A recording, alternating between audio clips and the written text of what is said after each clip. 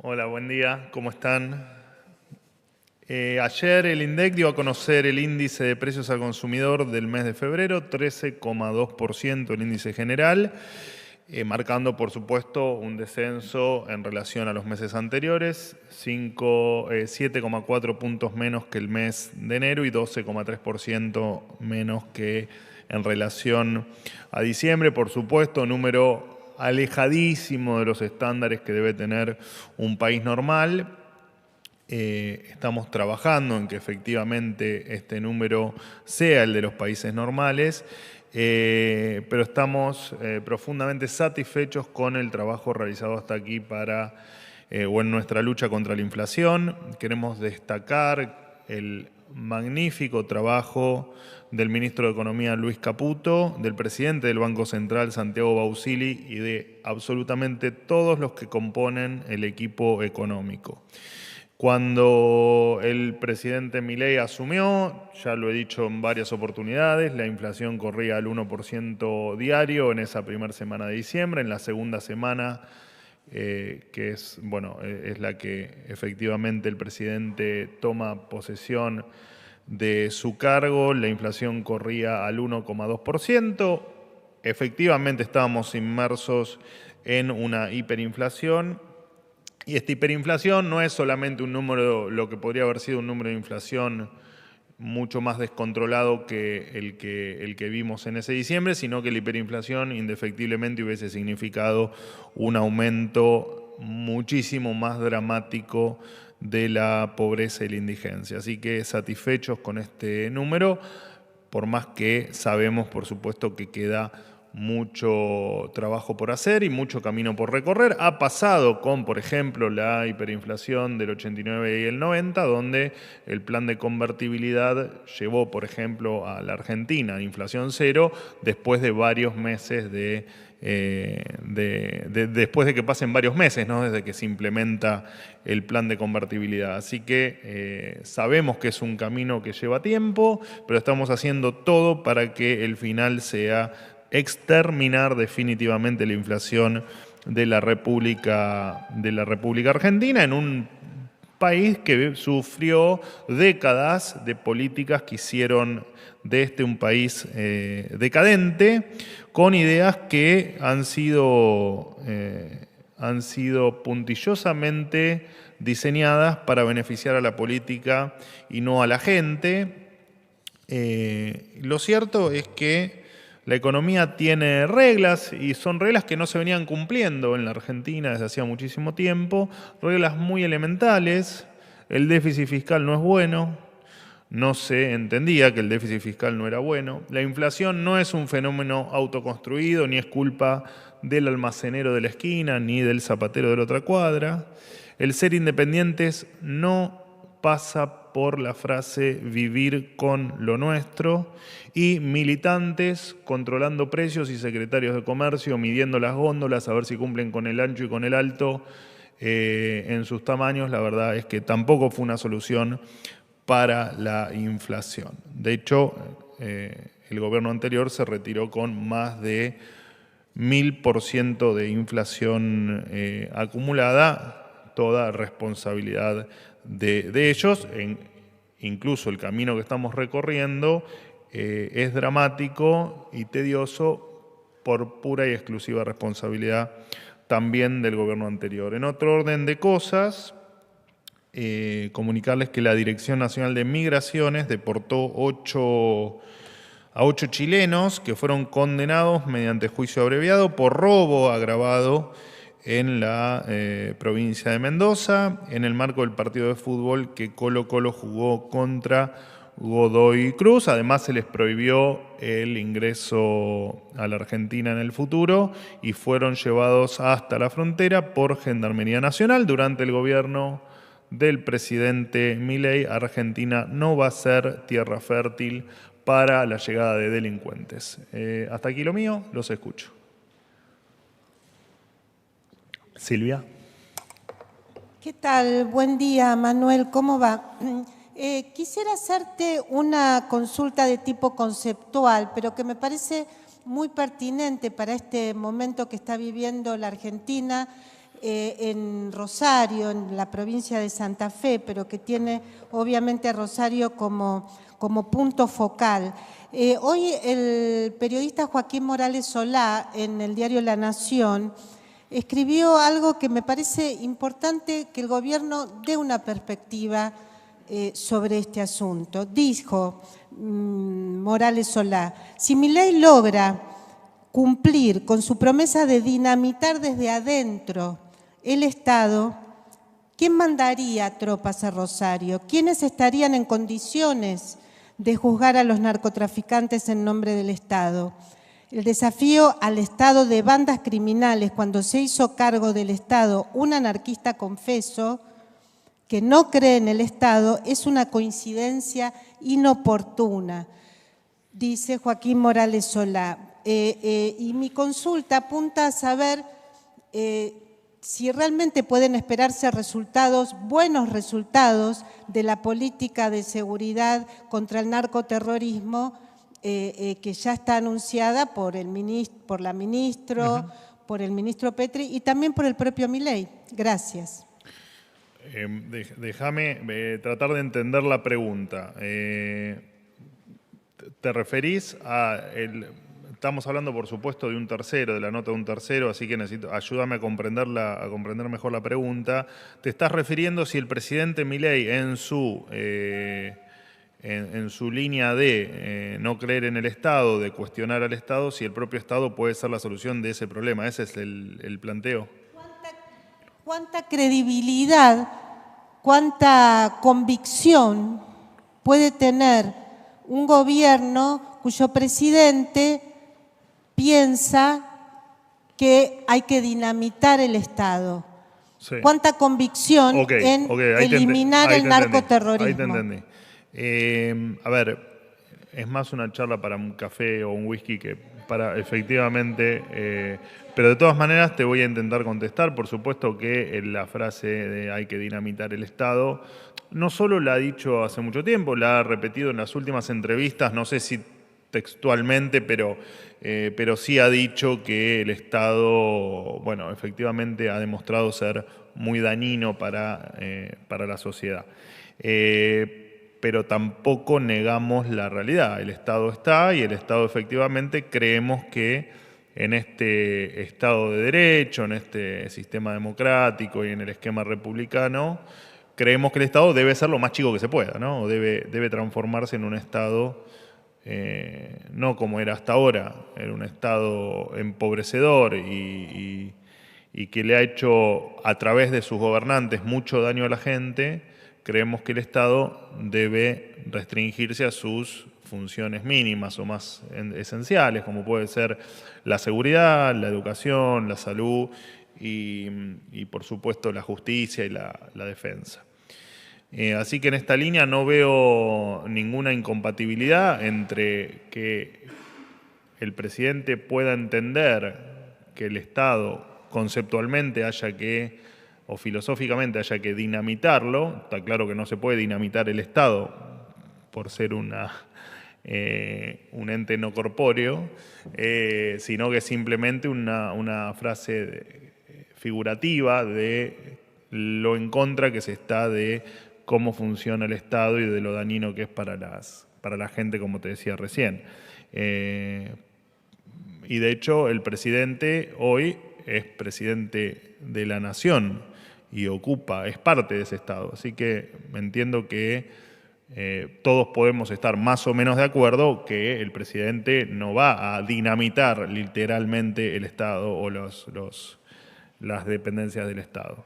Me parece que es una cuestión figurativa, creo que así lo entendió todo el planeta Tierra y todo el que lo escuchó el presidente Milei, y no hay mucho más para aclarar. Y claramente que el presidente con las fuerzas de seguridad y con todas las herramientas que tiene a su disposición, como presidente de la Nación y como comandante en jefe de las Fuerzas Armadas, va a aniquilar el terrorismo, el narcoterrorismo.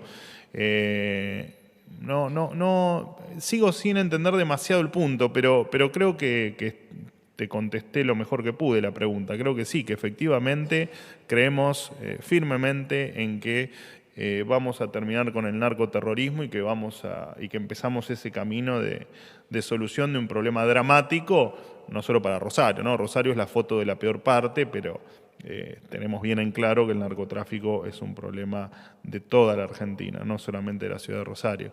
Así que no es para nada inconsistente el que conceptualmente o filosóficamente se quiera dinamitar el Estado y que por el otro lado se utilicen las fuerzas de seguridad para combatir el narcoterrorismo. ¿Qué tal, vocero? ¿Cómo está? Perdón, me extendí un poco, pero como era una pregunta conceptual / filosófica, me parecía que era importante extenderme un poco. ¿Cómo va? Sofía Rojas para Noticias Argentinas. ¿Todo bien? Quería consultarle, ayer según el INDEC, una familia tipo necesitó 690.000 pesos para no ser pobre y una persona adulta 223.593 pesos. Hace unas semanas el gobierno fijó el salario mínimo vital y móvil en 202.800 pesos para el mes de marzo. Sí. Por eso, ante estos datos, quería consultarle si se evalúa corregir esa cifra o si está en estudio alguna medida compensatoria ante estos números. Y muy cortito también, si le puedo pedir una breve reflexión sobre los dichos del triunviro de la CGT, Pablo Moyano, quien dijo recién hace unas horas nomás que el dato del INDEC es un dibujo que hizo el señor Marco Labaña. Gracias.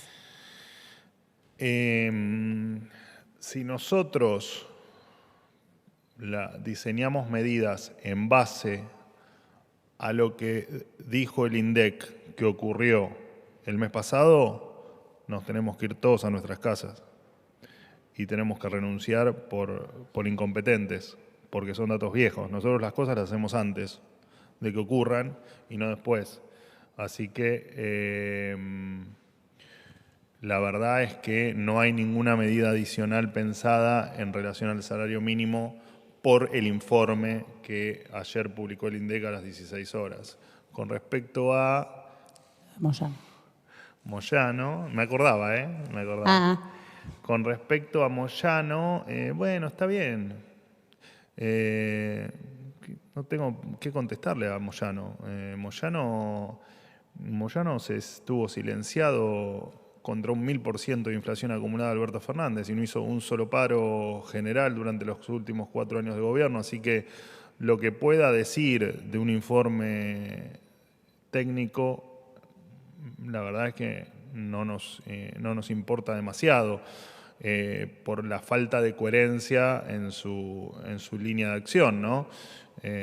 Y porque en definitiva cuando el INDEC efectivamente tenía muchas cosas para observar, tampoco decía nada. Así que nada, lo tomo como un comentario tal vez de alguien que trasnocha y da algún comentario sin demasiado sustento técnico, pero lo invito a que, por supuesto, se intente juntar con Labaña y con el resto de los técnicos del INDEC para que le expliquen cualquier duda que pueda tener sobre el índice de inflación. Lo invitamos, por supuesto, a que se instruya.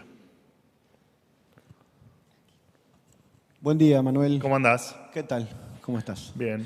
Bueno, Ariel Rodríguez de Cadena 3, lo mencionamos por las dudas. Está muy bien. Hay que hacerse publicidad, ¿no? No, ya está. Está muy bien. Ya está altura. No, aparte no de todos me acuerdo de qué medios son, de hecho de muchos no me acuerdo el nombre tampoco, así que está muy bien que lo repitan. Bueno, vamos a la pregunta. Sí. Ayer el ministro del Interior, Guillermo Francos, sugirió o dejó trascender que el gobierno evalúa ante la nueva fórmula de movilidad reconocer o agregar una compensación del 10% por la pérdida de este primer trimestre del año. Digo, ¿no sería mejor, en lugar de intentar boicotear la sesión que va a comenzar ahora por parte del oficialismo, tratar de acompañar el proyecto de la coalición cívica, que en definitiva, a partir de esto que dice Francos, no hay grandes diferencias? Y si me permitís preguntarte, ¿qué alternativas evalúa el gobierno frente al inminente rechazo del DNU? Bueno, lo del rechazo del DNU, yo ya creo que lo he comentado varias veces, estaba dentro de, por supuesto, el que la política no reacciona ante la realidad era una de las posibilidades. no nos sorprende. De todas maneras, bueno, lo dijo incluso el presidente en el día de ayer en una entrevista televisiva que tuvo, o en la entrevista radial de hoy a la mañana. La verdad es que no se me mezclan las entrevistas. Ya lo ha dicho el presidente, ¿no? Bueno, será un elemento más que haga que la política muestre su verdadera cara, ¿no? Quienes están de acuerdo, quienes están a favor del cambio y quienes no, y quienes quieren quedarse parados en el 9 de diciembre. Ahora, tengamos en cuenta que el DNU mejoró la situación de la oferta de alquileres, permitió darle más libertad a la gente en términos de elección en, por ejemplo, las obras sociales, sindicales, permitió abrir más rutas aéreas que antes no existían, generando mayor competencia. Así que lamento ser repetitivo, pero muchas veces hemos dicho que sería una pena que los propios senadores de la Nación, en este caso, ¿no?, que los propios senadores de la Nación estén en contra del decreto, porque la verdad es que le trajo muchos beneficios a la gente y porque además, bueno, muchos de ellos han votado sus espacios, han votado facultades delegadas a otros gobiernos, ¿no?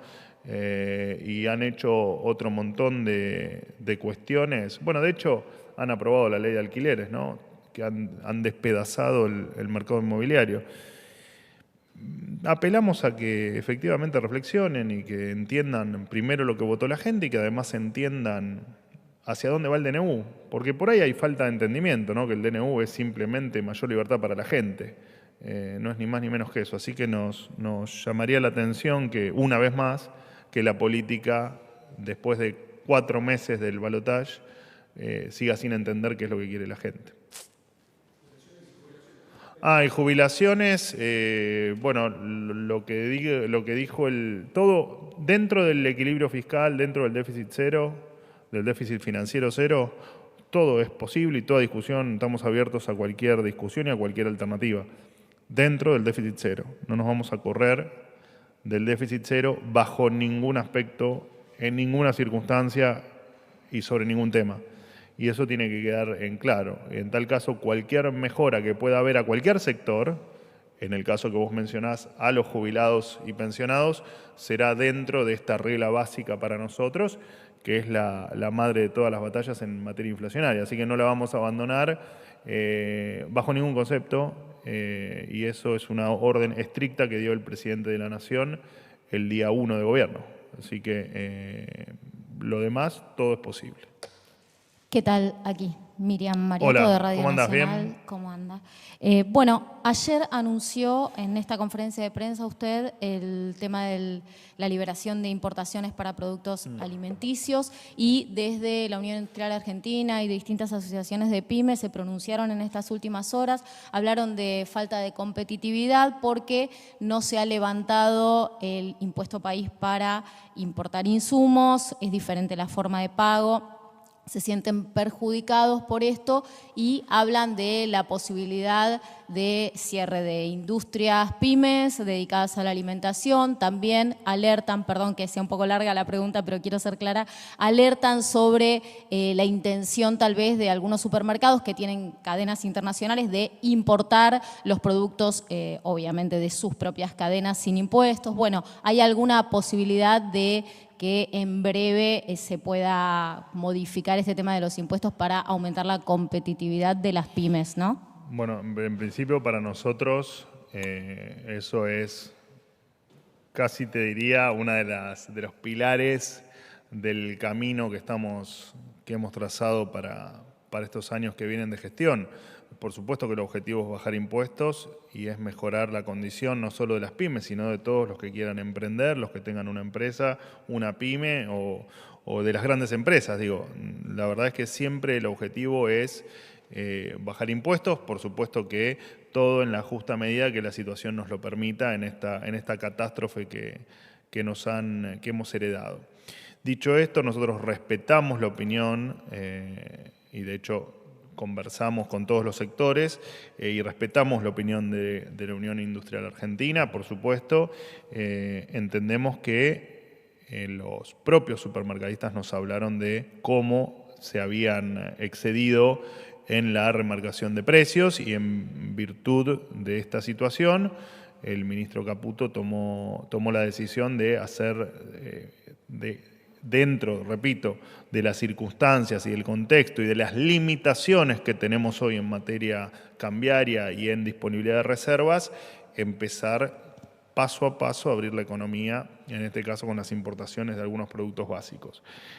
Entendemos que no va a ser un problema de competitividad por las propias palabras que nos han transmitido los propios supermercadistas en virtud de los amplios márgenes que tenían, amplios márgenes devenidos de, por supuesto, precios excesivos, en virtud de buscar con ese precio excesivo cubrirse de algo que no pasó, ¿no? Que era este dólar que muchos pregonaban en los 2.000 pesos, en los 3.000 pesos, en los 10.000 pesos, y en toda esta historia que se hizo a través de un escenario catastrófico que se venía, que no llegó a tal punto, a Dios gracias, más allá del momento complejo que estamos viviendo. Así que por supuesto que el objetivo es bajar impuestos, por supuesto que lo vamos a hacer paso a paso y en la medida que el contexto lo permita, y por supuesto que respetamos la opinión de la UIA como de todos los sectores que tengan para opinar. De todas maneras, déjame simplemente hacer una referencia: nunca el mercado estuvo tan cerrado como en los últimos 15 o 20 años. De hecho, se fundían empresas igual, a pesar de las enormes restricciones que teníamos en la Argentina para operar con el exterior y para importar. El otro día me pasaban, por ejemplo, el número de tambos que han cerrado en los últimos 20 años y de la industria también, que por supuesto fundamentales para la industria alimenticia, y sin embargo vivíamos en un país hiperregulado, hipercontrolado y con las importaciones completamente reguladas a tal punto que estaban prácticamente cerradas las importaciones, porque les recuerdo a todos que defaultearon una deuda de 50.000 millones de dólares con los importadores cuando se fueron del gobierno o mientras estaban yendo del gobierno. Y además, déjame decirte que a pesar de la economía cerrada, a pesar de la falta de importaciones, Argentina en los últimos 10 años o 11 años no creó empleo, no creció, no generó nuevas empresas, todo por supuesto comparándotelo de punta a punta, y los salarios reales se destruyeron. Así que hay que tener cuidado cuando uno habla de cerrar para proteger, porque muchas veces, no te hablo del caso puntual de esta frase de la UIA, pero sí te hablo en términos generales, el cerrar la economía suele beneficiar a unos pocos y suele también, como contrapartida, perjudicar a muchos. Nos hemos pasado muchísimo tiempo pagando productos muchísimo más caros de los que valen en el resto del mundo, y eso es principalmente por tener una economía cerrada y una economía donde se benefician unos pocos del sello de goma que pueda tener algún funcionario para prohibir o permitir algún tipo de importación o de comercio con el exterior.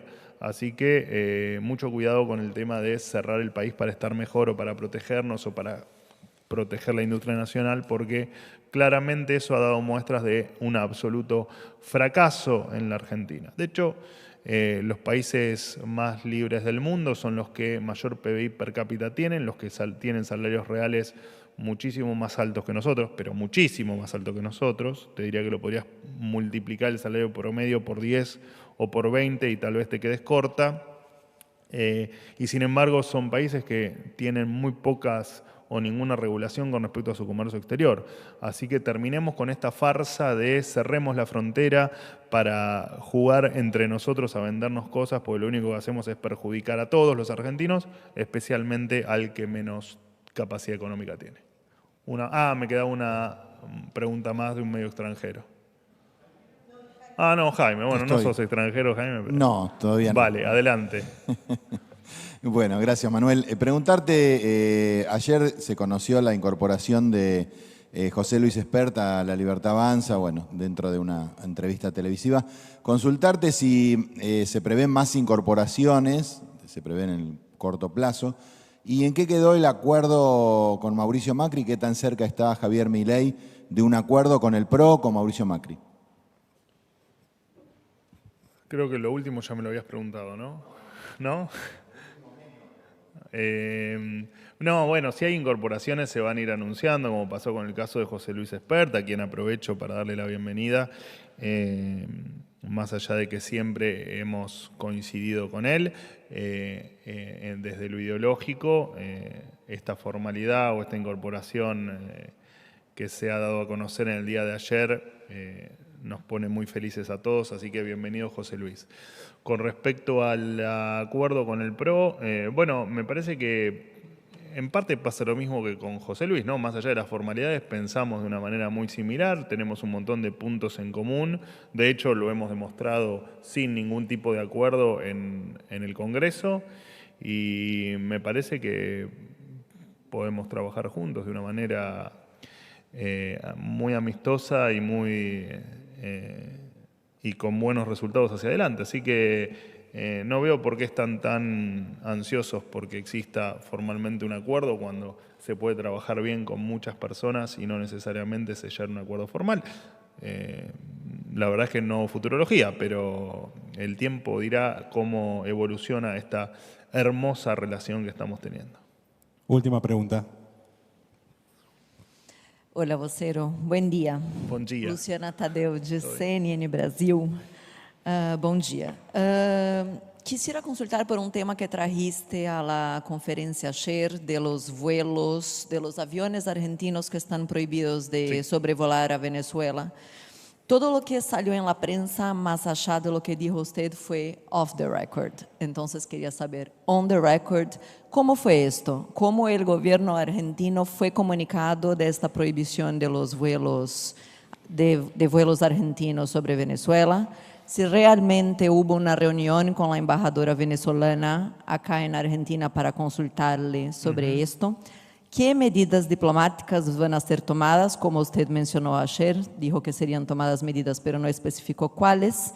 Y el canciller venezolano le dedicó unas palabras ayer en el Twitter, Iván Gil, llamó el gobierno argentino de neonazi, sumiso y obediente a su amo imperial, le llamó cara de tabla y dijo que no va a permitir vuelos hasta que la empresa estatal sea recompensada. Entonces, quisiera saber cuál es la posición argentina frente a estos comentarios y la prohibición de Venezuela. Gracias. Bueno, los detalles de reunión, ayer di algún detalle con respecto a alguna formalidad que dio el gobierno argentino, que realizó el gobierno argentino en virtud de esta prohibición de utilizar el espacio aéreo venezolano para aviones que efectivamente sean de bandera argentina. E incluso la verdad es que tiene un costo económico muy elevado para cada uno de los vuelos que deben o les es más eficiente pasar por la ruta venezolana, por atravesar el espacio aéreo venezolano que tenerlo que bordear. La verdad que el costo es muy elevado, son miles de dólares por vuelo, por lo tanto perjudican a un montón de pasajeros que se les harán más costosos sus viajes. Por lo tanto, los detalles adicionales, más allá de los que di el día de ayer, los debes buscar en Cancillería y no aquí, que te lo van a poder explicar de una manera técnica mucho más ilustrativa que lo que te puedo ofrecer yo. Con respecto al... ¿Quién fue el que me dijo cara de tabla, ¿no? Me dijo cara de tabla, el canciller. Bueno. Lo que diga, primero voy a lo de neonazi. ¿Qué se puede esperar de un burro más que una patada, no? Digo, la verdad es que un gobierno de dictadores, lo único que uno puede esperar de un gobierno de dictadores son, ¿cómo decirlo?, cuestiones que no merecen ni respuesta. Así que nos entristece por el pueblo venezolano que estén atravesando desde hace mucho tiempo, que, bueno, estos energúmenos los gobiernen, ¿no? Y con respecto a lo que dijo sobre mí, tampoco tengo mucho comentario para hacer, porque repito, ¿no? Me parece que lo que venga de un gobierno de dictadores hay que restarle importancia en términos de lo que nos puedan, cómo nos puedan caracterizar. No tengo mucho más para decir. No sé, a vos si te dicen cara de tabla, una sonrisa, ¿no? Bueno, está bien, puede decir lo que quiera. La verdad, puede decir lo que quiera. En lo personal, la verdad que me divirtió mucho. Bueno, listo, ¿no? Muchísimas gracias, En tercer lugar, y no por ello menos importante, para hacer gradualismo es necesario que haya financiamiento. Y lamentablemente no